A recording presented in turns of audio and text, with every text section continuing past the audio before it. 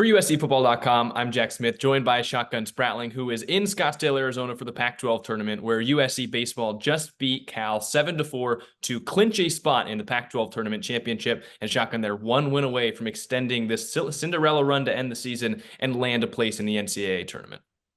9 wins in a row for the Trojans. They're playing their best baseball at the right time of the season. And, hey, you've given yourself a chance. Now they're going to wait and see who wins this final game of the semifinals between Stanford and Arizona. I personally am rooting for Stanford, not just because it would be an easier team for USC and because Stanford's probably going to be out of pitching after this because they've used everybody in a different way. But for me, I want to see a bid get stolen. I want to see an extra Pac-12 team get in. And if Arizona ends up winning it all, then USC is not going to make the NCAA tournament. Stanford is not going to make the NCAA tournament.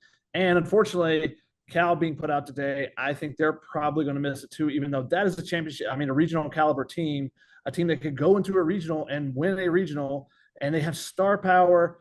And USC was able to find a way to beat them, beating their best pitcher, even though EMA, he came back from Tommy John last season. He has not been able to get to full strength this year. They were trying to get him into maybe the 5th inning. They got him through 3 1/3. He did what they needed him to do.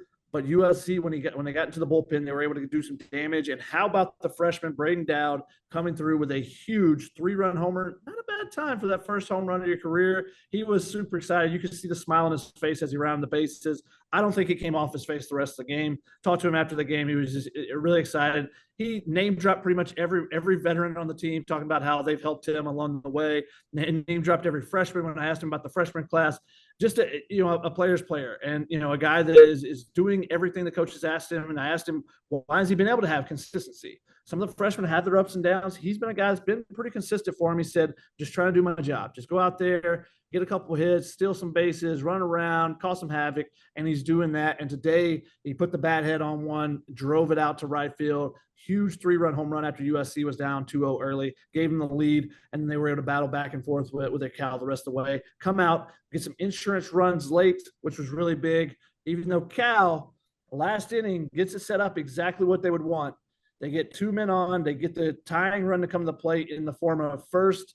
Their shortstop, PJ Mujaritas, who's been really good for him this season. Maybe he can get a base hit and get some momentum going. But then Caleb Lomavita and Rodney Green, they're 2 stars. They have, both of those guys can crush the ball, could have tied the ball, game with 1 swing.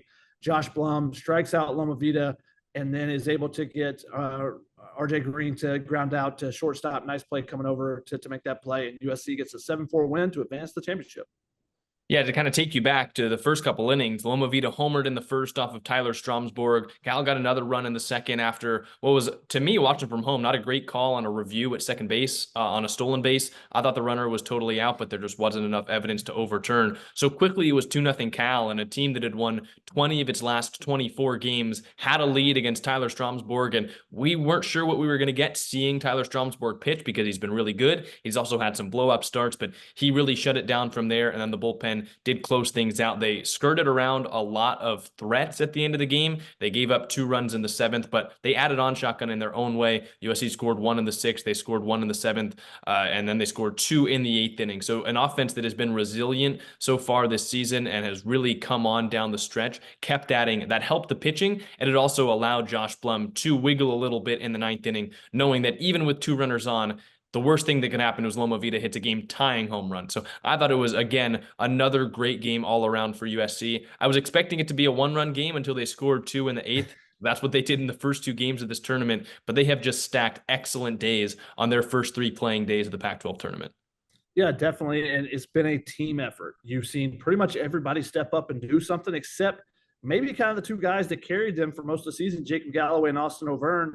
And so maybe we're looking for them to break out tomorrow in the championship game. That's what you're hoping if you're a USC fan, if you're on that staff, that those guys haven't really done much for us. So it'll be their turn tomorrow. But you've seen the freshmen step up. Dean Carpentier got the big RBI triple that led to got the big insurance run, and he comes around to score as well. So 2 insurance runs there late in there. But Braden Dowd, again, not just 3-run homer, he also was able to get a run in, I believe, with a ground ball or a sac fly in the game.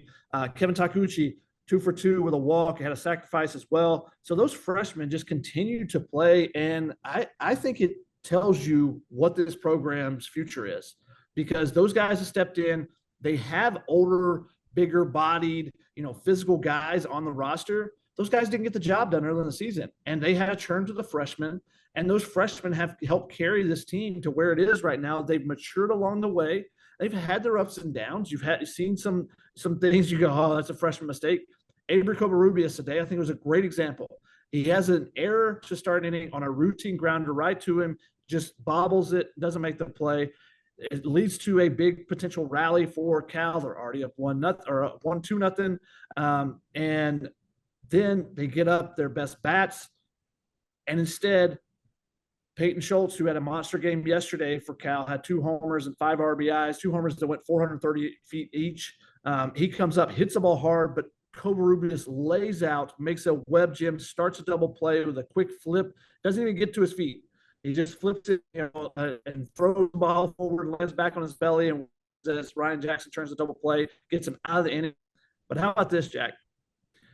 Andy Stankiewicz went to the mound. Andy Stankiewicz doesn't usually go to the mound except to make mound visits, right? He goes to the mound in that moment to tell Tyler Stromsborg it was bases loaded, no outs, with Rodney Green coming up.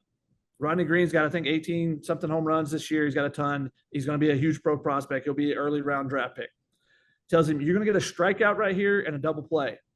And he said he looked in Tyler Stromsborg's eyes, and Stromsborg just kind of nodded his head and had that belief. And Andy Stankiewicz said, hey, when you believe things, you can make them come true. And that's what they did in that play. So how about that? That was just an incredible story there from Andy Stankiewicz, a guy that doesn't go to the mound, but he said went out to tell Tyler Stromsborg, and give a ton of credit to Tyler Stromsborg. His stat line doesn't look great as far, it looks okay. 6 innings pitched, 8 hits, 4 earned runs, no walks, 3 Ks. Didn't strike a lot of guys out, but it was 2 earned runs until the 7th inning. And that was those 2 runs came in after he left the game. So he left the game with only having given up 2 runs. A guy that has had such a rocky up and down season, what I believe is 3-8 on the year. The ERA's up, was up around 6 for a while. To be able to come through in the biggest situation for USC, a guy you didn't know what you were going to get. When you gave up that homer in the first, you start going, oh, is this going to be one of those bad outings? Because he has rotated back and forth, flip-flopped from a really bad first inning or really bad, just only getting an inning out of him, to having really great starts. And I thought this was a really good start for him. He gave them a chance. Only threw 69 pitches, so they're trying to stretch him out, trying not to use the bullpen, and maybe they pushed him a little bit far, just the fact that Cal was going to see him for a 3rd time. They get a couple hits off him. They go to the bullpen. Michael Ebner struggles a little bit with his control. But, they give up the 2 runs to tie the game. But they minimized that inning so well. Jared Ficus threw 1 pitch. He got Caleb Lomavita, just talking about how big of a prospect Caleb Lomavita is. He's probably going to be a 1st-round pick. Gets him a ground out. Now, it does score the tying run. But in that situation, you'll take that. The Caleb Lomavita only grounds out and, scores a run.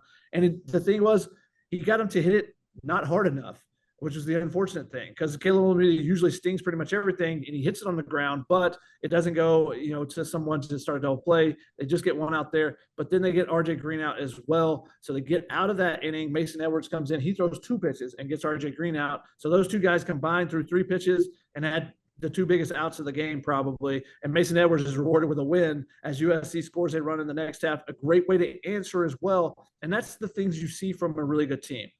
When they get down, they come back.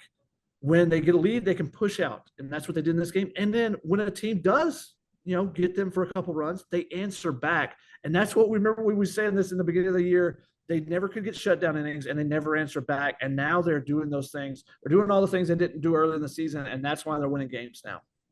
It's very clear that this team has gelled together down the stretch, knowing they needed to win probably 4 games to come in here and clinch a spot in the NCAA tournament. And Shotgun, we can talk about how if they didn't have that slow start to the season, they might be in a spot to be an at-large team, considering how well they've played here over the back half and really down the stretch of the Pac-12. But in those big crucial spots and what we would call the turning point innings, they have been on the high side in all 3 games they've played in the tournament so far. And they were really on the other side of it at the beginning of the season. And that kind of is what defined the slow start. But everyone early in the year, Shotgun, was telling us after a couple weeks, oh, the season's over. They're 4-12. It's the worst 16-game start in program history. And you and I started to believe it a little bit at that point. But this group is now 1 win away from going to the NCAA tournament. It would be the Trojans' first bid in the tournament since 2015. Yeah, and they have an opportunity, and that's all you can ask at this time of the season is to have your opportunity and to be able to do it yourself. You don't have to. Cal right now is hoping and wishing on Monday they're going to meet in a meeting room and just hope that things fall their way. There's other teams that are going to be doing the same thing. Oregon will meet. They expect to be in, but they're going to be meeting and a little sweat in there going on just with their RPI.